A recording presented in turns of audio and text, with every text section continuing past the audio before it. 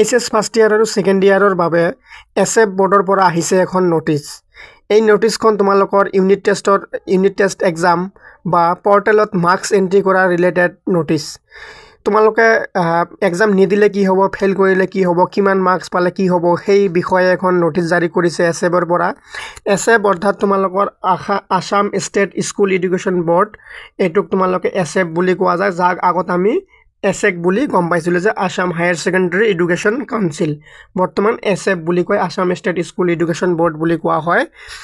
চ' এতিয়া আমি নটিচখন চাম কি কৈছে তোমালোকৰ এক্সাম নিদিলে কি হ'ব, ইউনিট টেষ্ট কেতিয়া হ'ব, এই ৰিলেটেড কিবা কৈছে। আমি নটিচখন পঢ়ি ল'ম। এইখন তোমালোকৰ 27 আগষ্টত জাৰি কৰিছে নটিচখন। কি নটিচ দেখিছে?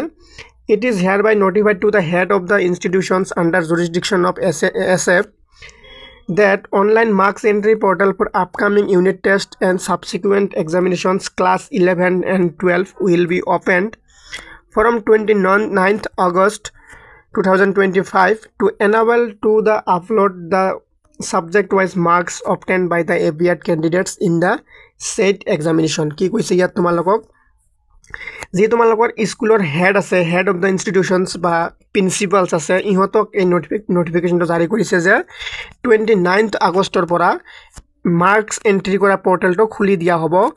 আগন্তুক দিনত তোমালোকৰ যিবোৰ ইউনিট টেষ্ট হ'ব, হাফ ইয়াৰলি এক্সাম হ'ব, যি ছাবচিকুৱেণ্ট টেষ্ট হ'ব, স্কুলত যিমানবোৰ টেষ্ট হ'ব, যিহেতু আগৰ পৰা এটা গভৰ্ণমেণ্ট কলেজবিলাকত এটা প্ৰব্লেম আছে ফাৰ্ষ্ট ইয়াৰ ছেকেণ্ড ইয়াৰৰ কাৰণে যে একো টেষ্ট পতা নহয়, ডাইৰেক্টলি তোমালোকৰ ফাইনেল এক্সাম হয়, ফাৰ্ষ্ট ইয়াৰ ফাইনেল আৰু ছেকেণ্ড ইয়াৰ ফাইনেল হয়। যোৱাবাৰ ছেকেণ্ড ইয়াৰ ষ্টুডেণ্টৰ কাৰণে ইউনিট টেষ্ট হোৱা কথা আছিলে, কিন্তু লাষ্ট মুহূৰ্তলৈকে তোমালোকৰ এক্সাম কেঞ্চেল হৈ গৈছিলে। এতিয়াৰ পৰা আৰু নহ'ব, এতিয়াৰ পৰা তোমালোকে ভালকৈ হ'ব চাগে, এইকাৰণে নটিচ দিছে। যিহেতু মাৰ্কছ এণ্ট্ৰি কৰিব লাগিব, তো এক্সামটো হ'বই লাগিব, এক্সাম নহ'লে মাৰ্কছ ক'ৰ পৰা এণ্ট্ৰি কৰিব।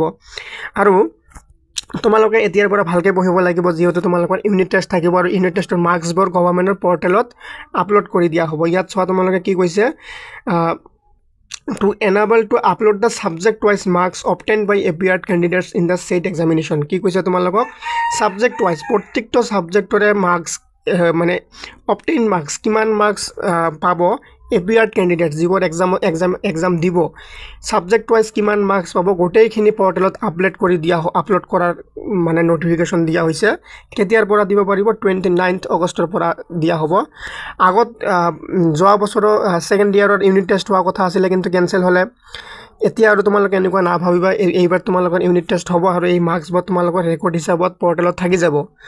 ইন ফিউচাৰ যদি কিবা এটা প্ৰব্লেম হয়, নেচাৰেল ডিজাষ্টাৰ হওক বা সাপোজ তোমালোকে ধৰি লোৱা যেনেকুৱা 2020 কি আহিলে, কৰোণা আহিলে। কৰোণা অহাৰ পিছত ক্লাছ 9-10ৰ যিবোৰ ষ্টুডেণ্টছ আছিলে, আগৰ প্ৰিভিয়াছ মাৰ্কছ চাই এটা ৰিজাল্ট দিয়া হৈছিলে।